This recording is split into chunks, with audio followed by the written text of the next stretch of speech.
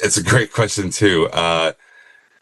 SEO right now is rapidly changing. We've seen it so much with the AI landscape and ChatGPT, Google's own AIOs showing up in search, and just endless tools, AI tools that are emerging every day, and new ways for people to kind of tackle their work and their websites. So I think it's certainly the future, and it's also the present. We need to be flexible and understand what tools are available for us. How can we use these AI tools or platforms like ChatGPT, Perplexity, Claude to, you know, improve what we're doing right now without completely just, taking a back seat and letting it do everything themselves.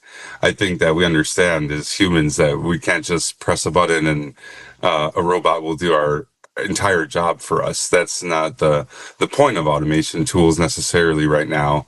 The point is to help you, assist you, and make you more efficient, because that's the industry that we're in right now. So it's certainly the future, but it's also the now. And the now aspect is learning about these things and making sure that you're not just kind of being left in the dust.